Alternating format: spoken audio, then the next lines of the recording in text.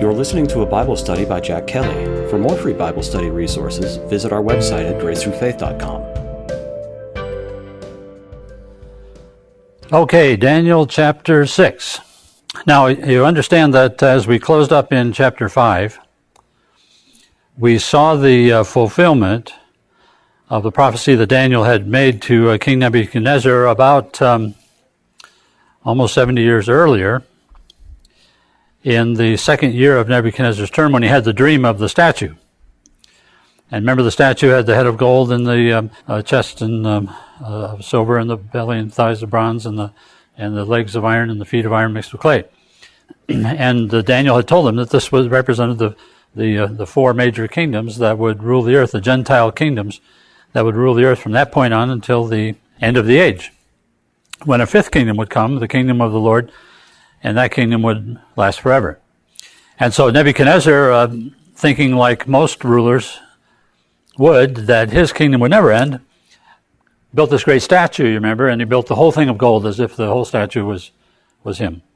And so in Daniel chapter 5 then, after Nebuchadnezzar has died, his grandson presided over the defeat, really, of the Babylonian kingdom.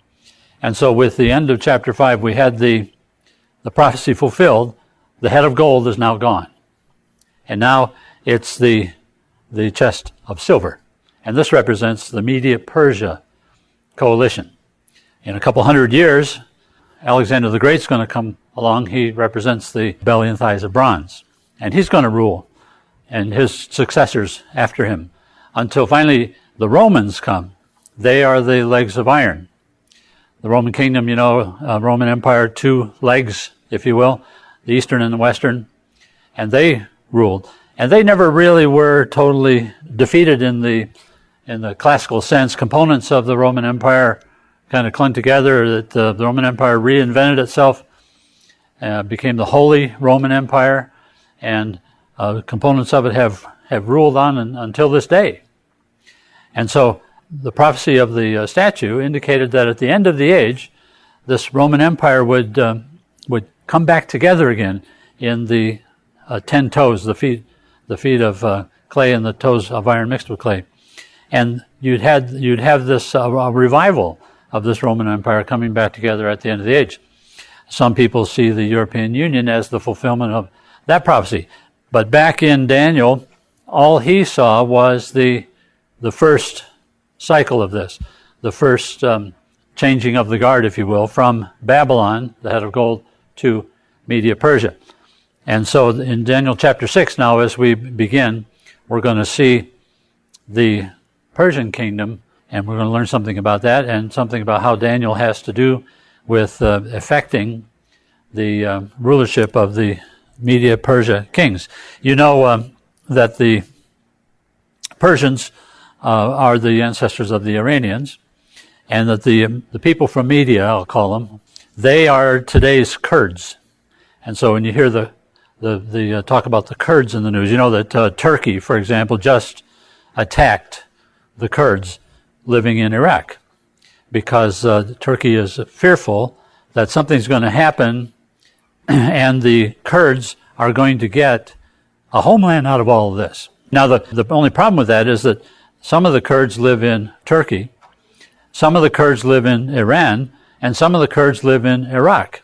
And their homeland, if you will, their ancestral land, the land that belonged to the Media half of the Media-Persian coalition, that homeland is today partly in Iraq, partly in Iran, and partly in Turkey.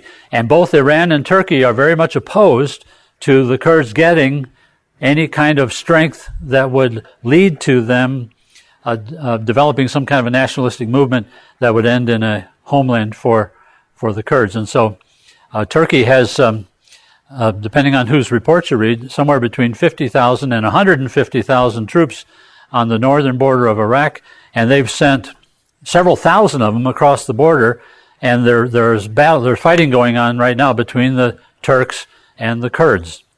And the battle is to try and defeat any kind of a feeling among the Kurds that they might be able to take advantage of this opportunity to have a homeland of their own. One of the big deals about the Kurdish area of northern Iraq is that there are huge oil reserves there. And so if the Kurds were able to successfully lay claim to that, they would have the money that they would need to fund this nationalistic movement. And so Turkey has wanted those oil reserves for themselves. And so they are going to try and get it at the expense of the Kurds. And of all the things, one of the Muslim Shiite clerics in Iraq has warned the Turks to stay away from the Kurds. And so this guy, his name is Sadr. And he was at the very beginning of the Iraqi war. He was a very powerful force, and they got him to agree to surrender, and for his people to stop fighting, and to not be involved in this. And for some period of time, over a year, he did that. Well, now he's decided no, he's not going to do that anymore, and now he's one of the major combatants against the U.S. and Iraqi interests in gaining peace in Iraq. A portion of the city of Baghdad is called Sadr City. That's where his hangout is, and that's where he's very strong. And oddly enough, he's come out, the Kurds are his enemies, but the Turks are more so. And so he's come out and warned the Turks against getting too aggressive against the Kurds. Now, I don't know what he's going to do about it, but it just shows you that if you don't like what's happening in Iraq, you just wait a little while and it'll change. And so, but that's way off our story. The Medes and the Persians were the ancestors of the Iranians and the Kurds, and they're the ones who have now conquered Babylon, and they're the ones who have now taken charge of the great city of Babylon. And so as we open up with chapter 6, we have the first glimpse, if you will, of the Medo-Persian Empire and its rule, several hundred years, 300 years, I think, rule over what used to be called the Babylonian Empire. Now, the Medes were at the beginning the stronger part of this coalition, but the Persians developed strength and kind of overpowered the Medes, and so many people call this period of time the time of the Persian Empire. And so the Medes kind of get they get dropped off the title because the Persians became the really powerful force here. But at the beginning, it was the Medes who were the powerhouse, and they're the ones that put all this together and got the idea in their minds that they could conquer Babylon. All right, so they have been camped outside the city of Babylon. You remember the story from last time, how they snuck under the gates, opened up the main gates to the city. They came through the river after they had redirected the waters, and so they came through at the bottom of the riverbed and under the city walls, and opened up the main gates of the city and let everybody in, and they conquered the impregnable fortress of Babylon without a battle. The only casualty that we read about here is Belshazzar himself, who was the son of the king of Babylon, Nebuchadnezzar's grandson. And you remember how a few days later, as we closed up last time, you remember how a few days later, King Cyrus of Persia came into the city and asked for the person in charge. Daniel came out. Daniel had been made the third highest ruler of the kingdom, and the first two were gone, and so now he is in charge. He comes out to greet Cyrus. He read to him a portion of Isaiah 44 and 45, which foretold how Cyrus would conquer Babylon, mentioned him by name 150 years before he was born, and it impressed Cyrus to such an extent that he agreed to free the Jews, which is what the Lord had called him to do. If you remember our reading of Isaiah 44 and 45, that the Lord had chosen Cyrus to be the person who would free the Jews from the 70-year Babylonian captivity. And so he had done that, and he opened up the museum. Remember how Belshazzar had taken the golden goblets and the silver goblets and things from the museum, the things that his grandfather Nebuchadnezzar had taken from the temple in Jerusalem and brought down and put it in the museum. Belshazzar had taken them out, and they were drinking toast to their pagan gods with them when the handwriting on the wall appeared, and that was the end of the Babylonian kingdom. Well, King Cyrus, having inherited all this by right of conquerorship, gave all that stuff back to the Jews, freed them to go back and rebuild Jerusalem, gave them letters of a guarantee of protection when they did so, gave them other incentives, money, for example, to be able to go back and rebuild the temple and resettle Jerusalem. Its 70 years had been served, and now, in accordance with the Lord's promise to them, he was freeing them to bring them back. And so, all this is happening now as we begin in chapter 6, and we'll see what chapter 6 has to say to us. In verse 1 we read, "It pleased Darius," now remember he's the Mede in the coalition. Cyrus is the Persian, Darius is the Mede. Darius is the son-in-law of Cyrus. They're joined together through the marriage. It pleased Darius to appoint 120 satraps. These are like governors or provincial controllers to rule throughout the kingdom, with 3 administrators over them, one of whom was Daniel. Now this is a fascinating thing because Daniel had really made a hit with Cyrus when he showed him the prophecy of Isaiah 45, and so impressed him that Daniel did something that hardly anybody ever does. He went from being the leader of the conquered people to joining the leadership of the conquerors. It's hard to do that, because usually when you're on the losing side and you're a leader, off with your head. But what he did, Cyrus actually brought him into the new government and made him one of the 3 who oversaw these 120 provinces of the kingdom of Babylon. His job was to make sure that there was no graft or corruption in the governments, that King Cyrus and Darius got all the money that they were supposed to get from the taxes they levied and from the charges and other things they were able to make. And so these 3, one of whom is Daniel, was responsible for keeping everything square and everybody doing what they're supposed to be doing. Now it says in the second half of verse 2 here, the satraps were made accountable to them so that the king might not suffer loss. Verse 3, now Daniel so distinguished himself among the administrators and the satraps by his exceptional qualities that the king planned to set him over the whole kingdom. So Daniel's about to get promoted here again, and he will, in effect, be number 2 now over even those people with whom he's currently serving. Verse 4, at this, the administrators and the satraps tried to find grounds for charges against Daniel in his conduct of government affairs, but they were unable to do so. They could find no corruption in him because he was trustworthy and neither corrupt nor negligent. Now, I wonder how many of us could stand such a test. If you read carefully, you'll find there are 2 people in the Bible, only 2, about whom the Lord never has anything bad to say. Only 2. One was Joseph, who ran Egypt, and one was Daniel, who ran Babylon. And so those are the only 2 that the Lord never found any fault with.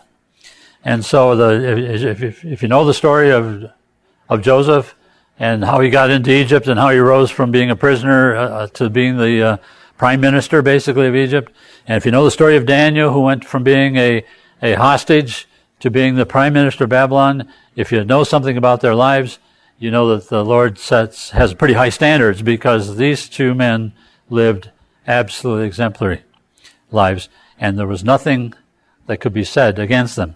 And even their enemies couldn't find anything to charge them for. Now, I don't see that in today's political climate, do you? I don't see any I don't see any of our country's leaders about whom no fault can be found even by their enemies. And so that shows you how remarkable this is and how unique it was for this to happen. But the others are, of course, they're jealous of Daniel because, first of all, he's not one of them. He's not one of the Persians. He's not one of the Medes. He's one of the conquered people, and he was a slave in their economy. And so they're jealous, and they're trying to find a way to bring him down.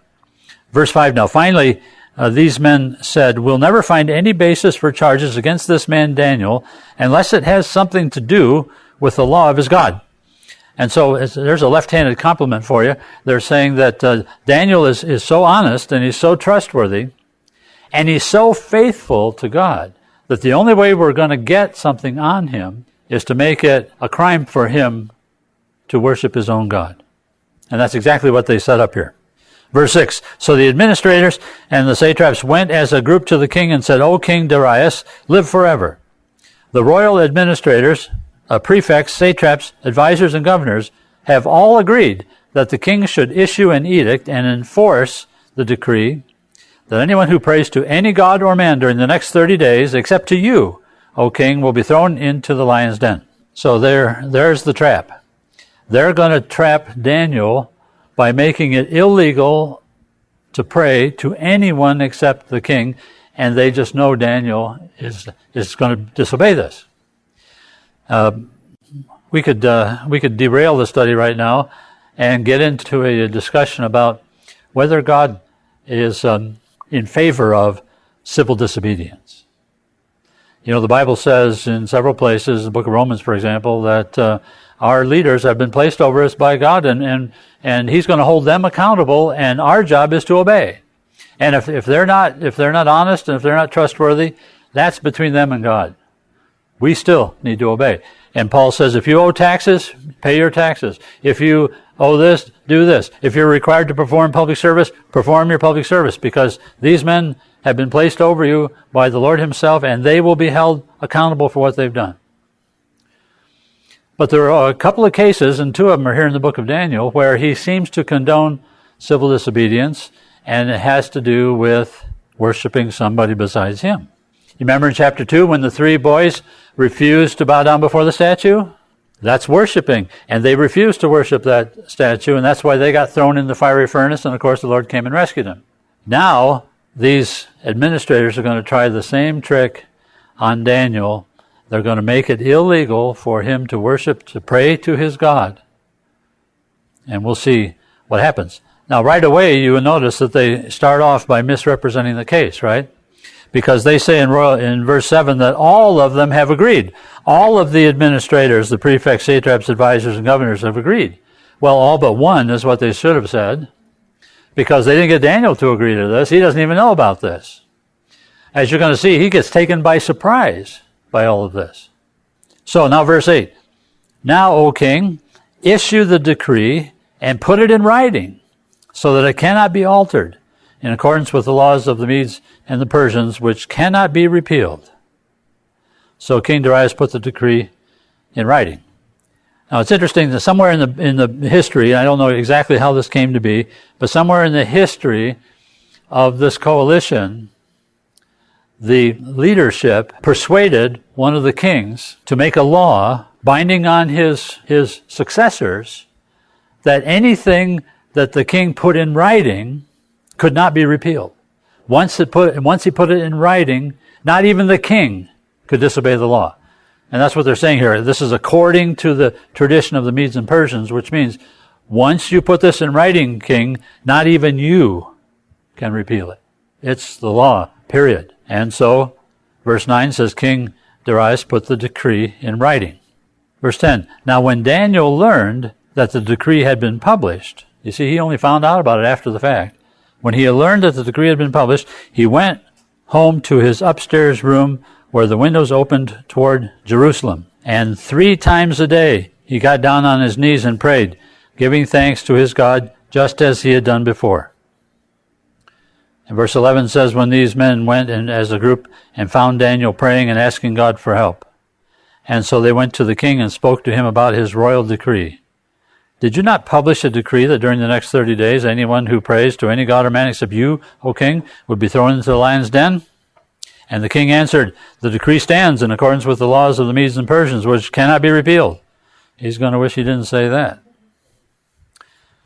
And then they said to the king, this is verse 13, Daniel, who's one of the exiles from Judah, pays no attention to you, O king, nor to the decree you put in writing. He still prays 3 times a day. And when the king heard this, he was greatly distressed. He was determined to rescue Daniel and made every effort until sundown to save him. Isn't that amazing? The king knows he's been had, and he knows just who has had him. But they just show that their lack of respect for Daniel by saying, Daniel, one of the exiles. They didn't say, President Daniel, our boss. They didn't say, Daniel, the one you've chosen personally to run all the affairs of the kingdom.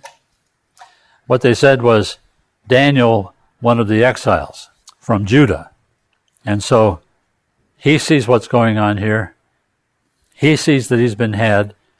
He's upset, but he's not upset with Daniel. He's upset with what has transpired here and how he's been drawn into it. Now, I want to back up a little bit, and let's see. I think there's an interesting verse in 2 Chronicles 6 that we want to look at here to show you what Daniel was doing and why. 2 Chronicles 6, which is written about the same period of time, and it's verse 36. 2 Chronicles 6:36. This is while the Chronicles were written about the same period of time, they were history, even in Daniel's time. And so chapter 6 is largely made up of Solomon's prayer to God at the time of the dedication of the temple. He makes this big prayer, and we're not going to read the whole prayer because it starts in verse 12 and it keeps on going after what we want to see. We just want to see verse 36 and a few verses afterwards. 2 Chronicles 6:36. When they sin against you, speaking of the Israelites, here Solomon says something that's, of course, still true today. Probably not among any of us, but the rest of the world is still guilty of all this. He said, when they sin against you, for there is no one who does not sin. I want you to remember that carefully. There was no one who does not sin. And you become angry with them and give them over to the enemy who takes them captive to a land far away or near. And if they have a change of heart in the land where they're held captive and repent and plead with you in the land of their captivity and say, we have sinned, we have done wrong and acted wickedly, and if they turn back to you with all their heart and soul in the land of their captivity where they were taken, and pray toward the land you gave their fathers, toward the city you have chosen, and toward the temple I have built for your name. Then from heaven, your dwelling place, hear their prayer and their pleas, and uphold their cause, and forgive your people who have sinned against you. And so this is Solomon interceding well in advance for his own people, saying, Lord, I know that the day is going to come when they're going to sin against you, and they're going to make you so angry that you're going to actually kick them out of the land for a while. And when that happens, if they face your city and fall on their knees and offer prayers of repentance, please hear their prayers and forgive them. And of course, this is what Daniel is doing, because the 70 years are up, and it's time for the Jews to be freed. And he has been praying now. If you look at the chronology, you start with Daniel.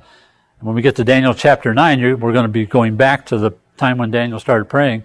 And it appears that he started praying 2 to 3 years before the 70 years were up.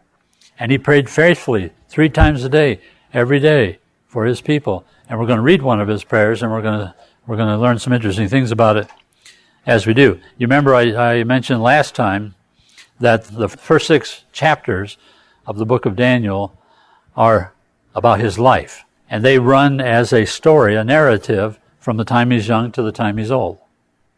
And then the last 6 chapters, 7 through 12, are prophetic. They're prophecies that Daniel received along the way. And so what the book turns out to be is in the first 6 chapters, it's just the flow of his life. And then the last 6 chapters, he actually goes back and tells you about prophecies he learned during the period of his life. And so, chapter 9, for example, takes place before chapter 6. Chapter 7, which we're going to take up next time, takes place before chapter 5. And we're going to see all this. And what Daniel did is when he wrote the book, he didn't want to interrupt the flow of his life narrative. And so he put all the prophecies, all the important prophecies that the Lord showed him in the last half of the book, and used the first half to give a sort of continuous flow, chronological flow of his life. But he started praying 3 years before Cyrus came. And we're going to read one of those prayers when we get to chapter 9. And apparently he's still doing this, because he's still bowing down, he's still facing the land, he's still praying toward the city of Jerusalem. And This time, he got caught. And the people have set him up because they knew he was going to do this. And they've set up the king against him. And so right about now, the administrators are thinking, well, we got this one in the bag. There's no way out for him now. Not even the king can save him. Okay, we go to verse 15 now.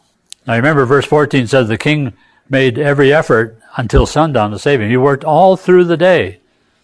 But now it's the end of the day, and then verse 15 says, the men went as a group to the king and said to him, remember, O king, that according to the law of the Medes and the Persians, no decree or edict that the king issues can be changed, as if he needed reminding. And so the king gave the order.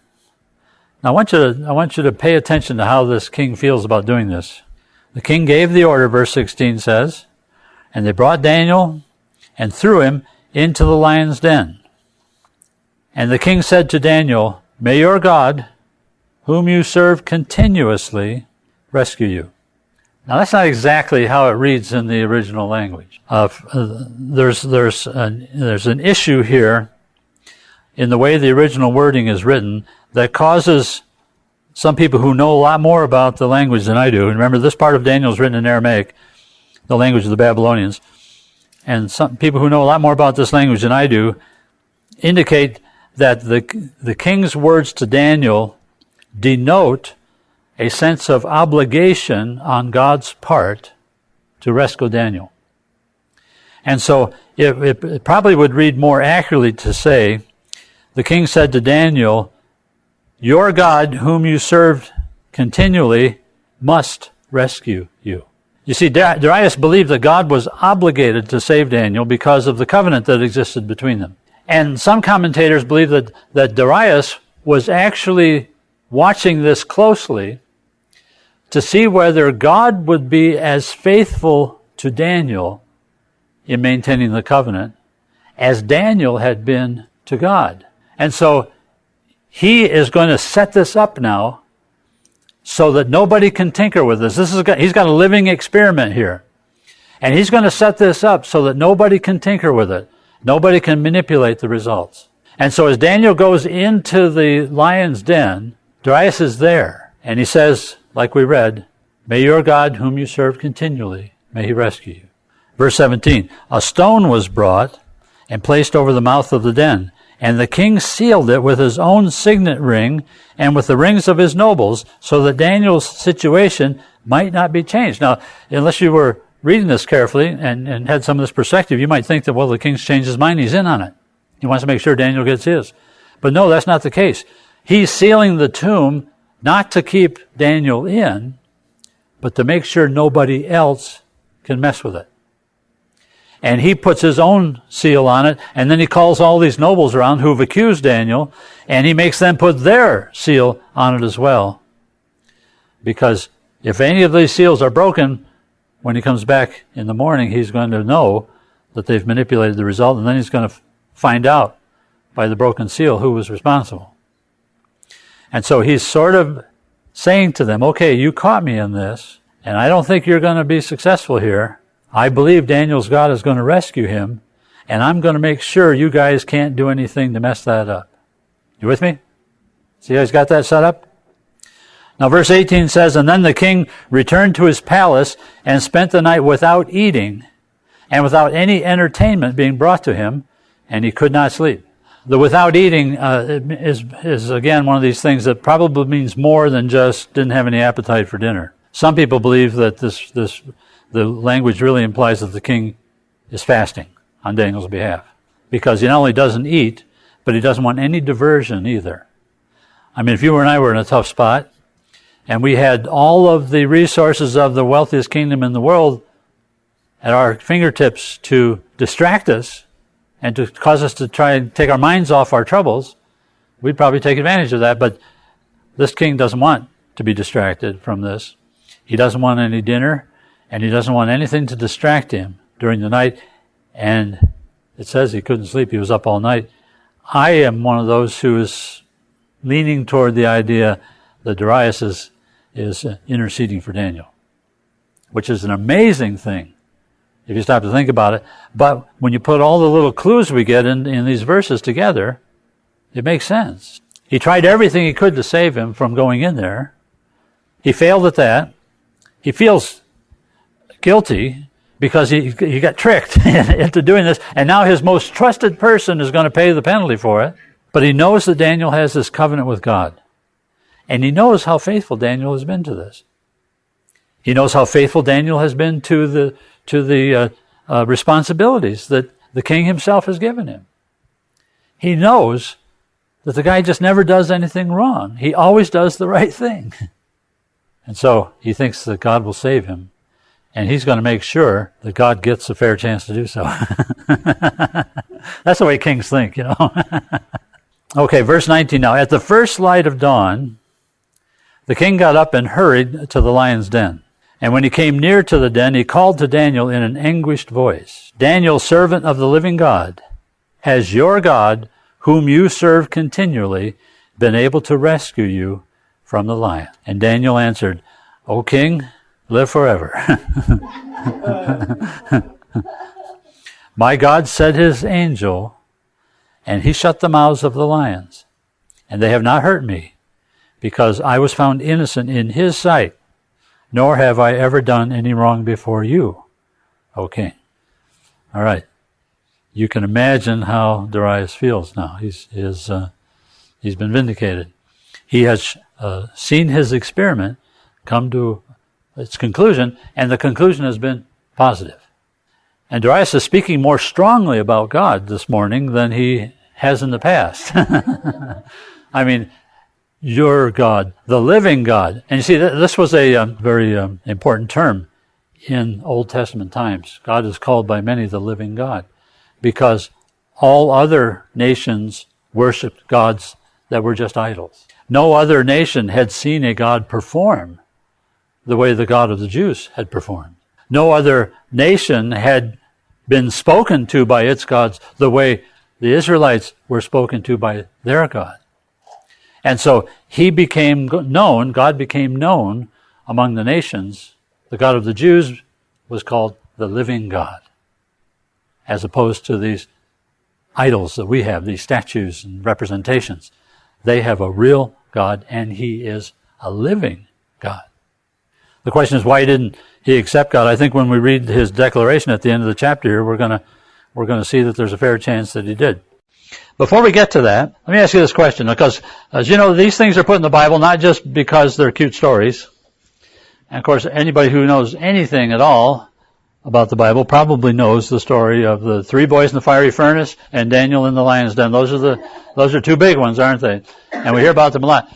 But they're more than just cute stories. They're more than just inspirational stories, and they're more than just a demonstration of a person's relationship with God.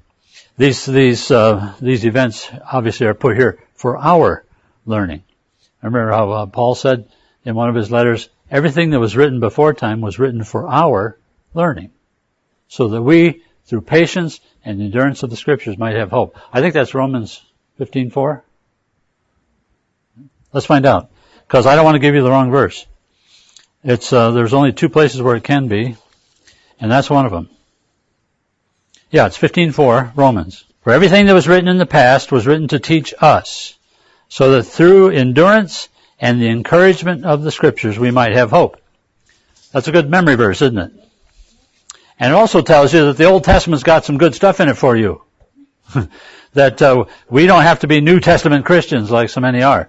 We can be Bible Christians, because there's easily as much for us in the Old Testament as there is in the New. And so we're supposed to get some examples, some lesson out of this that's relative to us. We're not just supposed to look at this and say, wow, wasn't God great for Daniel? And wasn't Daniel a faithful guy?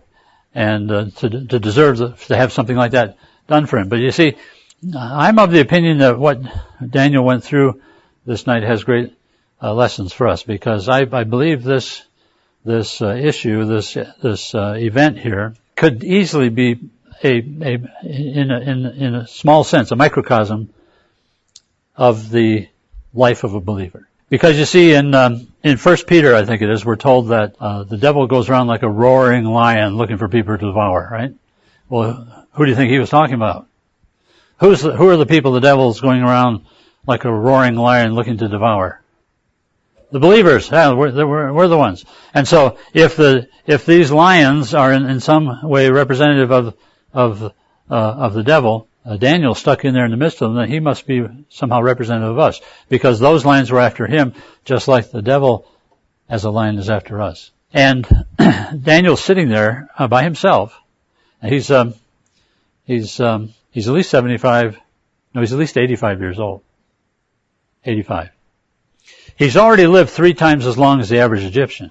He's 85 years old, and he's sitting there in the midst of these hungry lions. When did he know for sure that they were not going to eat him? When did he know for sure? When he walked out. He believed it when he walked in, right? But he knew for sure when he walked out. Okay? What do they say?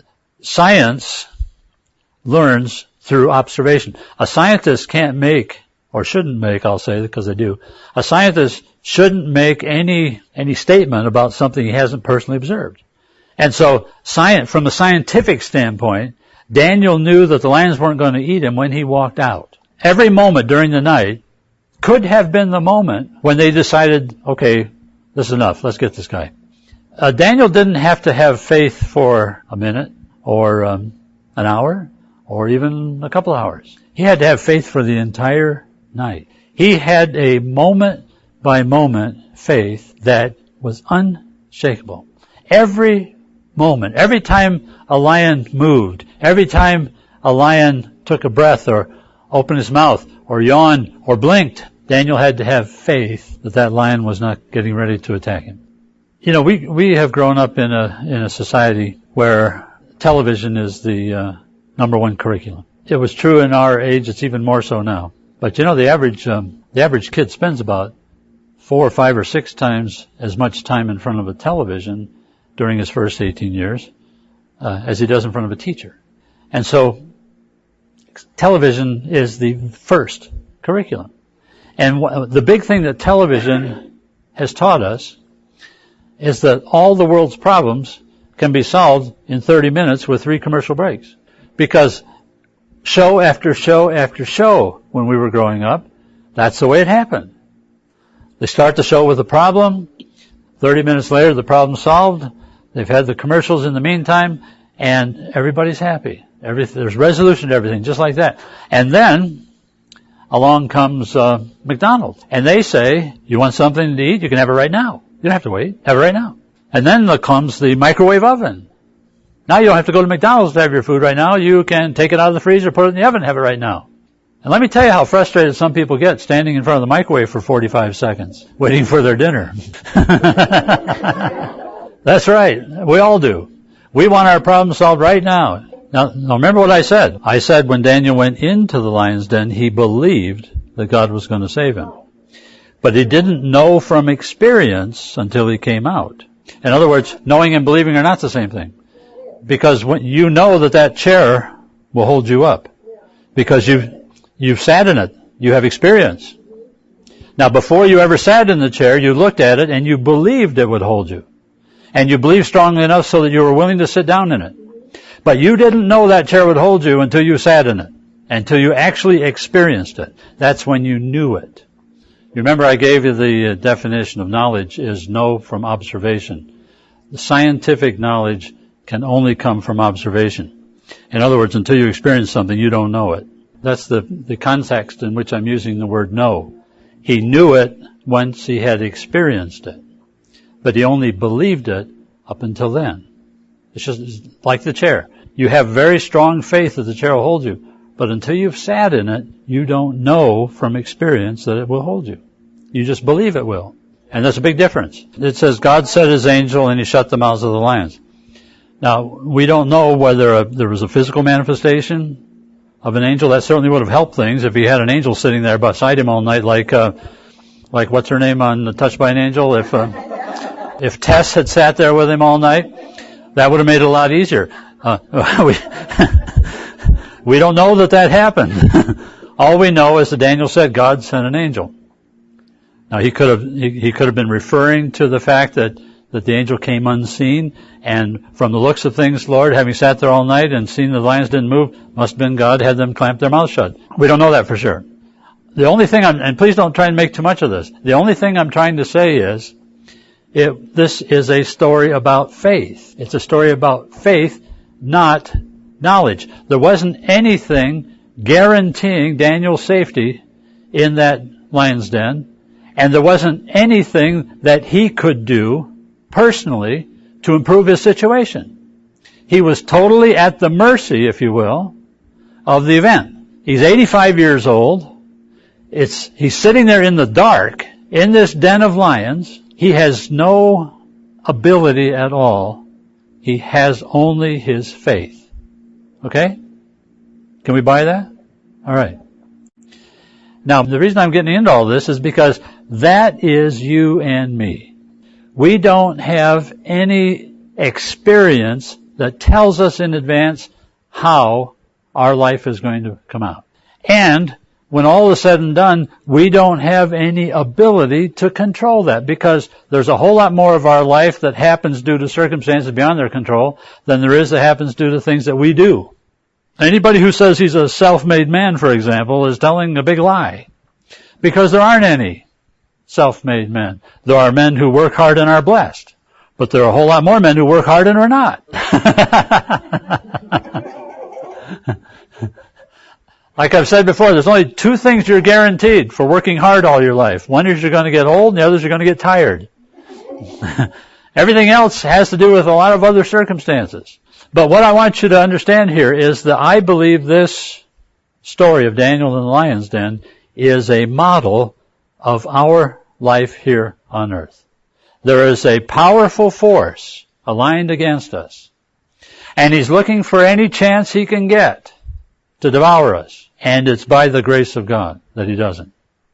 It's because of our faith that he doesn't.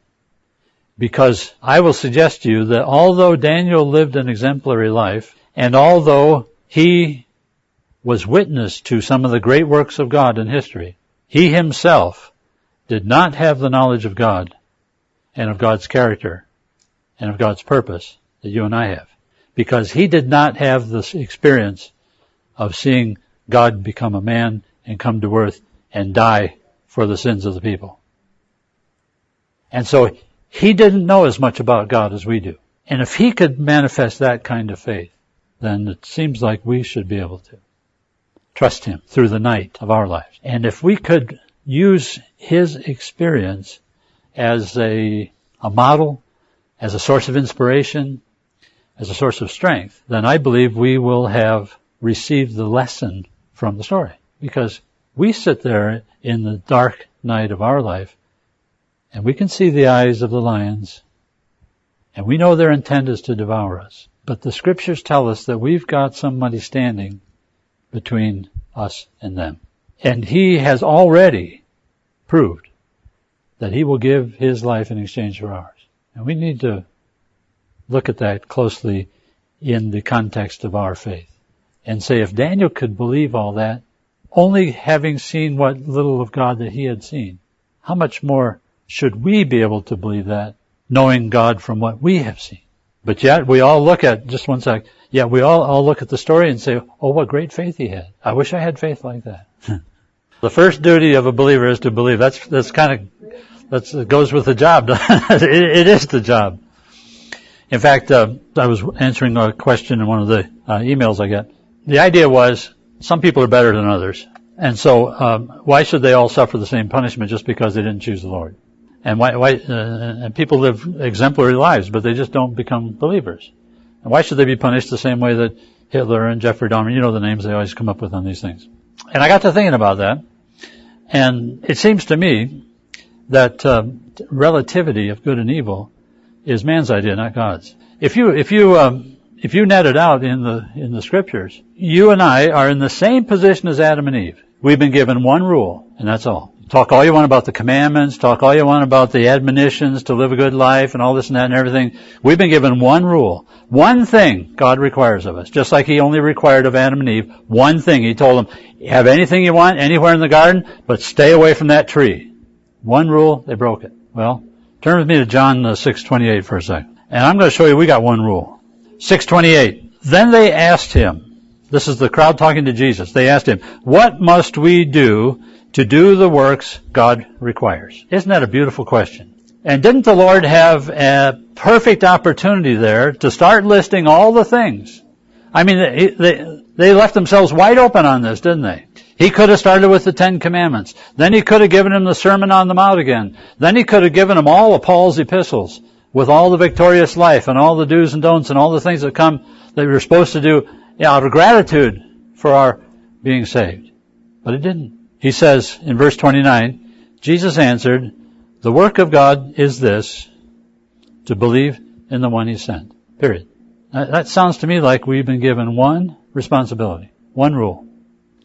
Just like Adam and Eve were not to eat from the tree of good and evil, we are to believe in the one that God has sent. That's what God requires.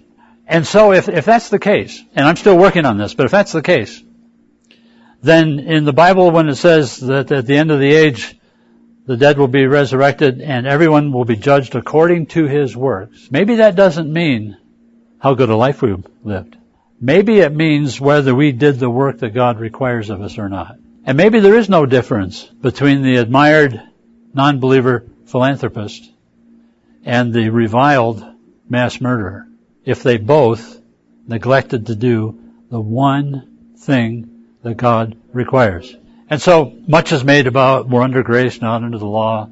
We talk about the 613 commandments in the Old Testament, and boy, isn't it much better that we're in the age of grace now and we don't have to worry about all those things. Well, you haven't read the Sermon on the Mount if you're relieved by that, because the 613 commandments were all based on action. But the Sermon on the Mount says if you even think about one of these things, you're guilty. So they had to control their behavior. We have to control our thoughts if we're going to obey the law. I think that the first and primary purpose of our life is to make our decision about Jesus. That's what we're here for. We're here to make our decision about Jesus.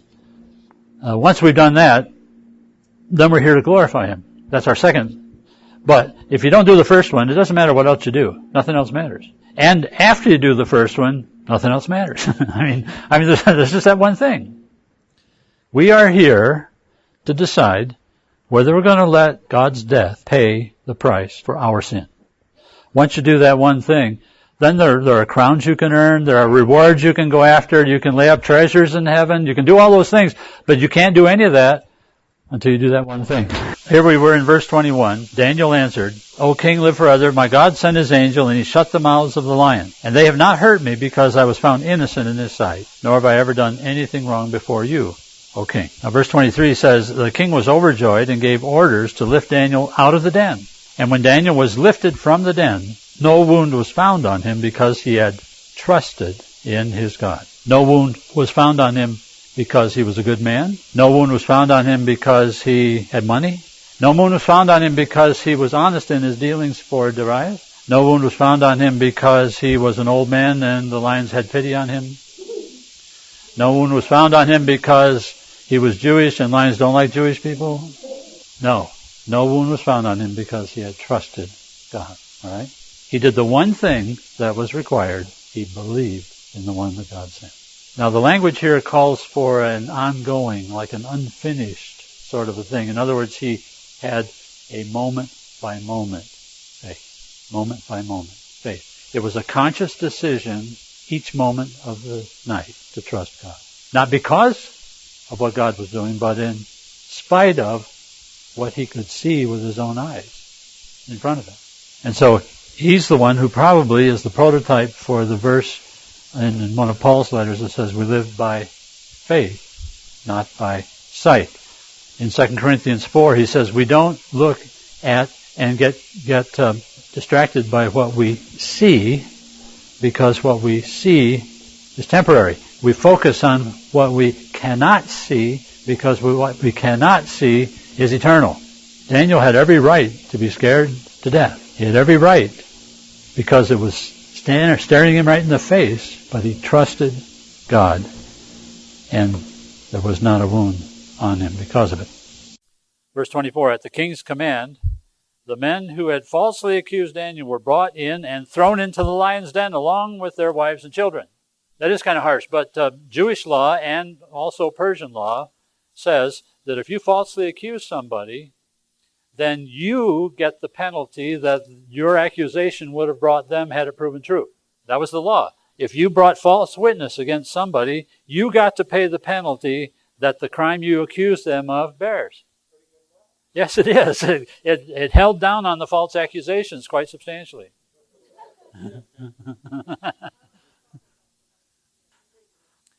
And before they reached the floor of the den, all the lions overpowered them and crushed all their bones, which proves that they were really hungry lions.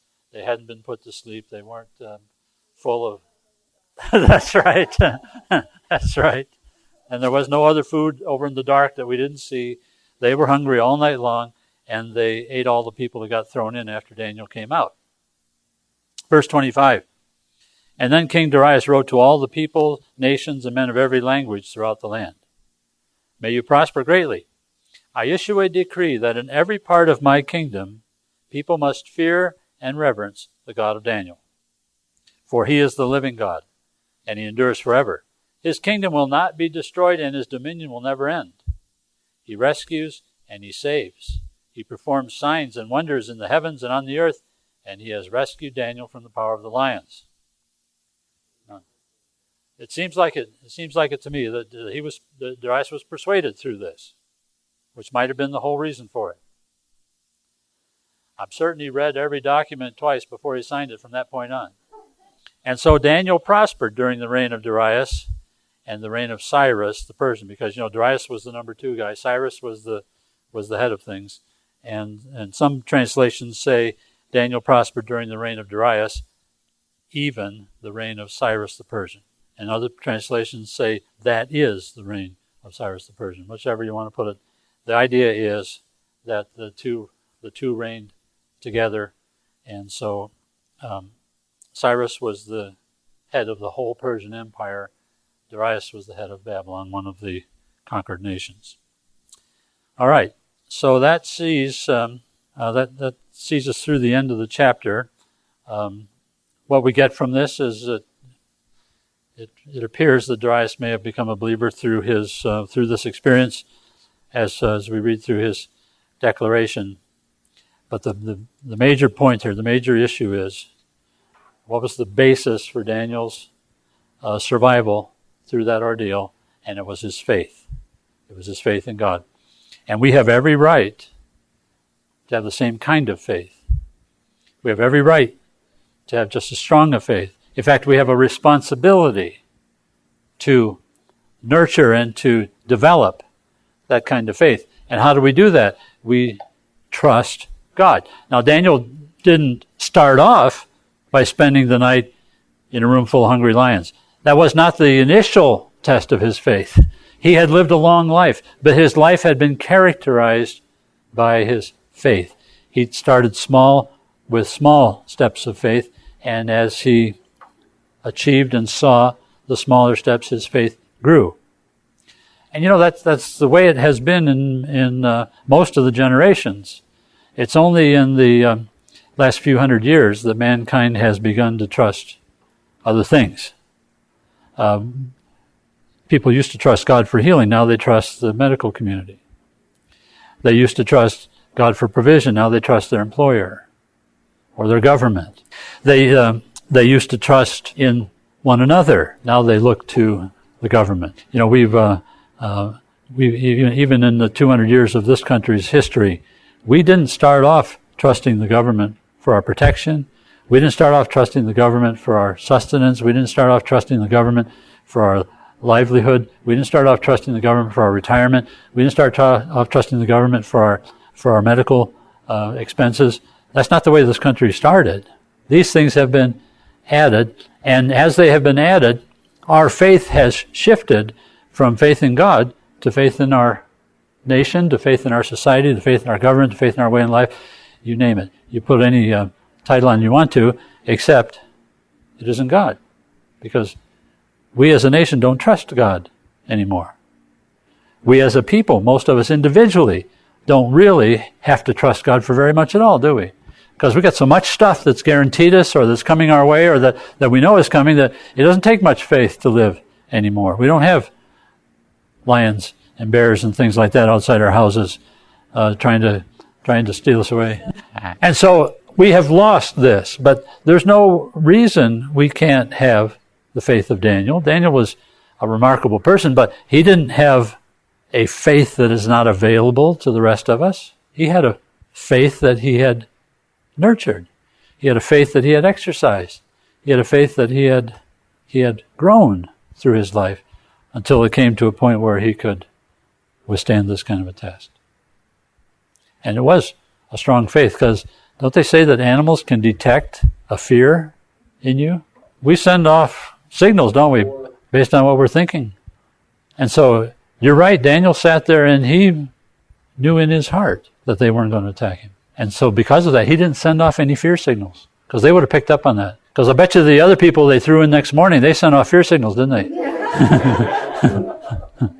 And that changed everything. Thanks for listening to this study. For more free Bible study resources, visit gracethrufaith.com.